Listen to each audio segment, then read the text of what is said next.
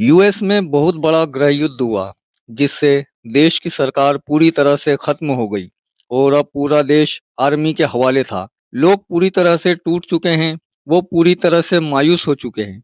इसलिए सेना का मेजर लोगों के अंदर एक बार फिर से कॉन्फिडेंस बढ़ाने के लिए एक कंपटीशन करवाता है।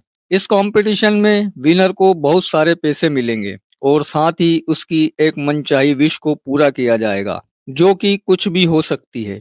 इस कंपटीशन में केवल नौजवान लड़कों को शामिल किया जाता है और इस कंपटीशन का नाम है द लॉन्ग वॉक, जिसमें हर एक पार्टिसिपेट को 3 मील प्रति घंटे की रफ्तार को मेंटेन करना होता है।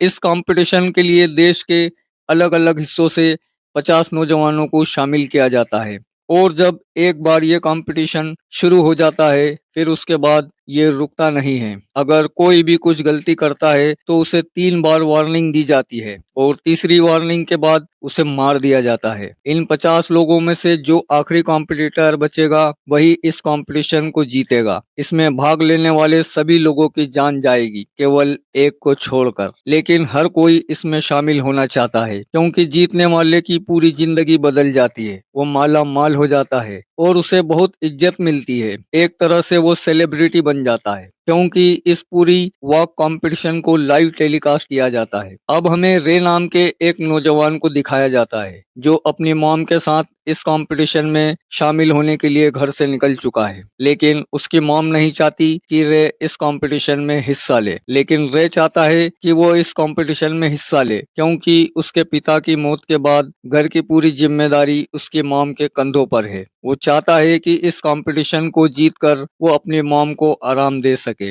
अब रे उस जगह पहुंच जाता है। वहां पर उसकी मुलाकात पीटर नाम के एक लड़के से होती है जिससे उसकी दोस्ती हो जाती है। यहाँ पर सभी लोग आ जाते हैं। तभी वहाँ पर मेजर आता है और इन सभी को बताता है कि देश के हालात बहुत खराब हो चुके हैं और इन हालात को सुधारने के लिए हमने इस कंपटीशन को शुरू किया है जिसका नाम है द लॉन्ग वॉक। अब सभी कॉम्पिटिटर को उनके नंबर दिए जाते हैं। रे का नंबर है 47 और इसके बाद रेस शुरू हो जाती है। उनके आसपास आर्मी के टैंक और सोल्जर होते हैं जो अपने हाथों में बंदूक लिए होते हैं और ये सोल्जर किसी भी कैंडिडेट्स को 3 बार वार्निंग देने के बाद गोली मार देते हैं। वॉक शुरू होने के थोड़ी देर बाद ही सबसे छोटा पार्टिसिपेट जिसका नंबर 7 होता है उसके पैर लड़खड़ाना शुरू हो जाते हैं। रे उसे समझाता है कि तुम्हें चलना होगा और पीटर भी उसका हौसला बढ़ाता है, लेकिन वो अब आगे नहीं बढ़ पाता और वहीं बैठ जाता है। सोल्जर उसे 3 वार्निंग देते हैं लेकिन वो फिर भी नहीं उठता है तो अब उसे मार दिया जाता है। उस बच्चे की मौत को देखकर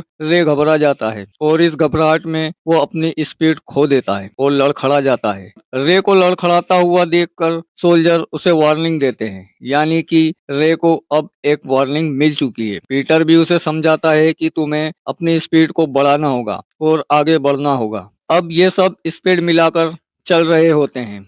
अब रे की दोस्ती नंबर 6 और 46 से भी हो चुकी है। गर्मी बहुत हो रही है, इस कारण एक पार्टिसिपेट की हालत बहुत खराब हो जाती है और वो वहीं पर गिर जाता है। सोल्जर उसे 3 वार्निंग देता है लेकिन वो नहीं उठ पाता। तब सोल्जर उसे गोली मार देता है। सबको उसके लिए बहुत दुख होता है। इनमें नंबर 5 का एक पार्टिसिपेट भी है। वो एक पार्टिसिपेट को उसकी मॉम के बारे में बहुत गलत गलत बात कहता है जिससे वो पार्टिसिपेट नाराज हो जाता है और नंबर 5 पर हमला कर देता है। लेकिन नंबर 5 किसी तरह उससे बचकर उसे धक्का देकर जमीन पर गिरा देता है। तभी सोल्जर उसके पास आता है और उसे वार्निंग देता है, लेकिन 3 वार्निंग के बाद भी वो नहीं उठता। तब सोल्जर उसे मार देता है, लेकिन नंबर 5 को इस बात का कोई दुख नहीं होता। वो बस इस कंपटीशन को जीतना चाहता है। और अब चलते चलते बहुत देर हो चुकी है। यहाँ पर एक पार्टिसिपेंट होता है जिसे प्रेशर आ जाता है, इसलिए वो बीच रोड पर ही बैठ जाता है। सोल्जर उसे 3 बार उठने की वार्निंग देता है और जब वो नहीं उठता तो उसे भी मार दिया जाता है। बाकी के सभी लोग ये हालत देखकर घबरा जाते हैं। अब उन्हें चलते चलते पूरा दिन हो चुका है, रात हो गई है। यहाँ पर बहुत सारे ऐसे भी होते हैं जिन्हें अब नींद आ रही है, लेकिन अगर वो रुकते हैं तो उन्हें मार दिया जाएगा। रे भी नींद की वजह से लड़खड़ा रहा है पर पीटर उसे संभालता है। और कहता है कि तुम्हें लगातार चलना होगा। अब रे अपने आप को संभालता हुआ एक बार फिर से चलना शुरू कर देता है, पर अब उसे एक वार्निंग और मिल चुकी है। ये लगातार चलते रहते हैं। रात होने के साथ ही अब ठंड भी बढ़ चुकी है और अब उनके सामने जो सड़क आती है वो इंक्लिंग होती है, यानी कि इन्हें ऊपर की तरफ चढ़ना होगा। साथ ही 3 मील प्रति घंटे की स्पीड को मेंटेन करना होगा। ऊपर चढ़ते हुए बहुत सारे पार्टिसिपेंट थक जाते हैं और सड़क पर गिर जाते हैं। सोल्जर उन्हें वार्निंग देते हैं और जब 3 वार्निंग के बाद भी वो नहीं उठते तो सोल्जर उन्हें मार देते हैं। रे भी थक चुका है और अब वो पूरी तरह से हिम्मत हार चुका है। वो नीचे बैठने वाला होता है कि तभी पीटर उसका हाथ पकड़ता है और उसे अपने साथ चलने को कहता है, जिसके बाद एक बार फिर से वो चलना शुरू कर देता है। ये सब के सब चलते रहते हैं और अगली सुबह नंबर 6 को प्रेशर आ जाता है, इसलिए सड़क पर बैठ जाता है। उसे 2 चेतावनी दी जाती है और तीसरी चेतावनी मिलने से पहले ही वो जल्दी से उठकर भागता हुआ रे और पीटर के पास पहुंच जाता है। वो नंबर 6 को चिढ़ाते भी हैं, जिस वजह से वो आगे चले जाता है और अब ये लगातार चलते हुए पूरा दिन और रात को गुजार देते हैं और इस तरह से ये 59 माइल्स को पूरा कर लेते हैं। रास्तों पर कई लोग इनका इंतजार करते हैं, जो इन्हें वॉक करते हुए देखते हैं और अब एक पार्टिसिपेंट का पैर मुड़ जाता है। रे और पीटर उसे समझाते हैं कि तुम्हें आगे बढ़ना होगा, लेकिन वो समझ चुका है कि अब वो आगे नहीं बढ़ सकता और यही उसका अंत है। वो गिर जाता है। सोल्जर उसे वार्निंग देते हैं, लेकिन वो अब नहीं उठता। तब सोल्जर उसे मार देते हैं। बाकी के जितने भी पार्टिसिपेंट्स होते हैं वो लगातार चलते रहते हैं और इस तरह से 100 माइल्स को पार कर लेते हैं। और अब एक लड़का, जिसे पता है कि उसकी हिम्मत जवाब दे रही है, वो भागने की कोशिश करता है, लेकिन सोल्जर उसे देख लेते हैं और गोली मारकर उसकी जिंदगी को खत्म कर देते हैं। कुछ देर के बाद इनके सामने मेजर आता है और कहता है कि तुम सबने 100 माइल्स को पूरा कर लिया है। यह बहुत बड़ी उपलब्धि है। रे मेजर को देखकर बहुत ज्यादा गुस्से में होता है। दरअसल वो मेजर को बिल्कुल पसंद नहीं करता। वो पीटर को बताता है कि मैंने अपने डैड से बहुत कुछ सीखा है। मेजर ने जिन चीजों को हमारे देश में बैन कर दिया था वो सब कुछ मेरे डैड ने मुझे सिखाया, जैसे राइटिंग, म्यूजिक, सिंगिंग, पोएट्री। लेकिन एक दिन मेजर को ये बात पता चल गई। वो हमारे घर पर आया और उसने मेरे डैड को मेरे सामने मार दिया। उसी दिन मैंने फैसला किया था कि एक दिन मैं कंपटीशन में हिस्सा लूंगा और जब मैं कंपटीशन को जीत जाऊंगा तो सोल्जर से उसकी गन मांगूंगा और उसी गन से मेजर को मार दूंगा। इन सबको चलते चलते खाने पीने की चीज भी दी जा रही होती है, ताकि उनकी बॉडी में एनर्जी को मेंटेन रखा जा सके। और अब चलते चलते इन्हें कई दिन हो चुके हैं। ये 170 माइल्स को पूरा कर चुके हैं। सब बहुत थक चुके हैं और उनका दिमाग भी बुरी तरह से थका हुआ है, जिस वजह से एक पार्टिसिपेंट की दिमागी हालत खराब हो जाती है और वो टैंक के पास चला जाता है। सोल्जर उसे गोली मार देते हैं। जल्दी एक और पार्टिसिपेंट के साथ भी ऐसा ही होता है। वो कपड़े उतार कर भागना शुरू कर देता है। सोल्जर उसे भी मार देते हैं और अब ये लोग 200 माइल्स को पूरा कर चुके हैं। जिसके बाद बिल्ली नाम का एक लड़का, जिसका नंबर 38 है, वो रे के पास आता है और बताता है कि 46 नंबर गिरने वाला है। ये सुनकर रे 46 की मदद करने के लिए उसकी तरफ बढ़ना चाहता है, पर अब 46 खुद ही टैंक के पास चले जाता है। नंबर 6, जो कि 46 का बहुत अच्छा दोस्त है, वो 46 की तरफ भागता है, पर रे और पीटर उसे पकड़ लेते हैं और अपने साथ लगातार आगे बढ़ने के लिए मोटिवेट करते हैं। वो एक बार फिर से उनके साथ चलना शुरू कर देता है और अब लगभग सभी पार्टिसिपेंट्स मारे जा चुके हैं। सिर्फ रे, पीटर, बिनी और नंबर 5 बचे होते हैं और नंबर 5 की वजह से पहले एक पार्टिसिपेंट मारा जा चुका है, इसलिए कोई उसे पसंद नहीं करता। नंबर 5 रे के पास जाता है और कहता है कि पहले जो कुछ मैंने किया मैं उसके लिए माफी चाहता हूँ। मैं तुम्हारे ग्रुप में शामिल होना चाहता हूँ। रे उसे माफ कर देता है, जिसके बाद वो भी उनके ग्रुप का हिस्सा बन जाता है। थोड़ी देर बाद वो भी अपने दिमाग का कंट्रोल धीरे धीरे खो देता है और खुद वो अपनी जिंदगी का खात्मा कर देता है। बाकी के पार्टिसिपेंट चलते रहते हैं और उस एरिया में पहुंच जाते हैं जहां पर रे का घर है। रे का एक शू फट जाता है। उसे चलने में बहुत तकलीफ हो रही होती है। पीटर कहता है कि तुम्हें अपने बैलेंस को बनाने के लिए दूसरे शू को भी निकालना होगा। वो उसकी बात मानकर अपने दोनों शूज निकाल देता है और अब वो देखता है कि सामने उसकी मॉम खड़ी है, जो उसका हौसला बढ़ाने के लिए आई है।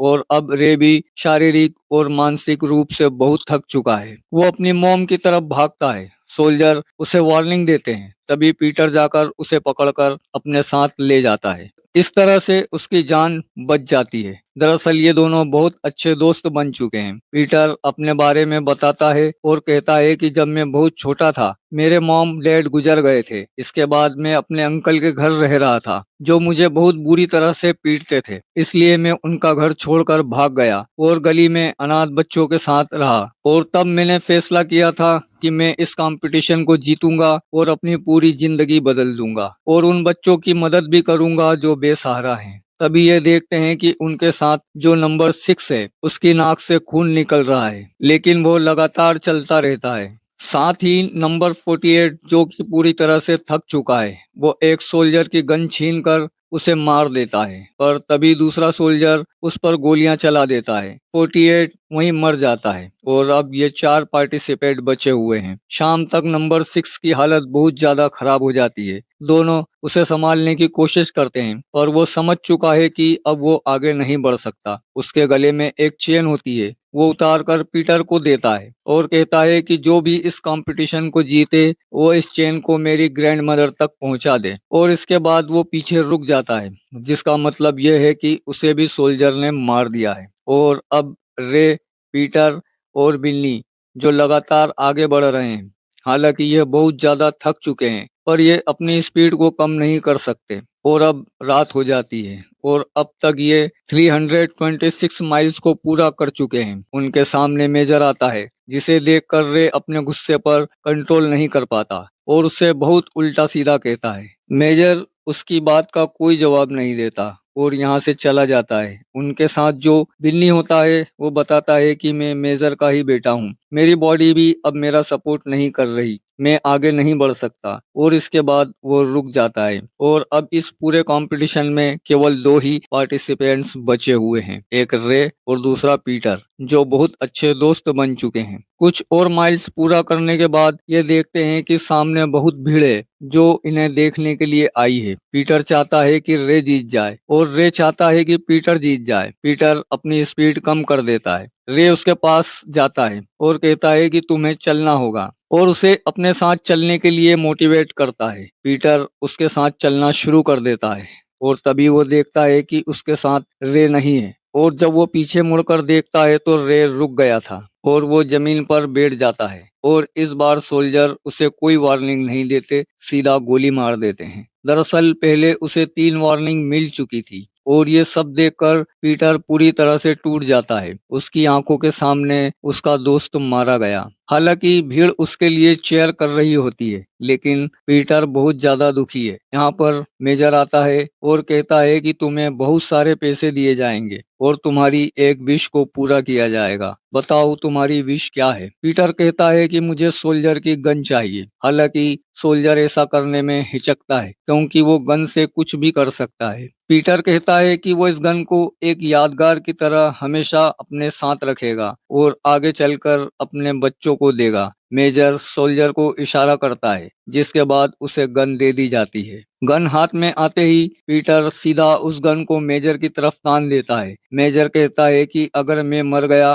तो तुम्हारी जीत का कोई मतलब नहीं होगा, तुम्हें कुछ नहीं मिलेगा। पीटर कहता है कि मुझे इससे कोई फर्क नहीं पड़ता, ये मेरे दोस्त के लिए है। और वो गोली चला देता है, जिससे मेजर की वहीं पर मौत हो जाती है। और इसके बाद पीटर वहां से वॉक करता हुआ चला जाता है। इसी के साथ इस कहानी का एंड हो जाता है। आपको ये वीडियो कैसा लगा? पसंद आया हो तो वीडियो को लाइक करें, अपने दोस्तों में शेयर करें। चैनल पर नए आए तो चैनल को सब्सक्राइब भी करें।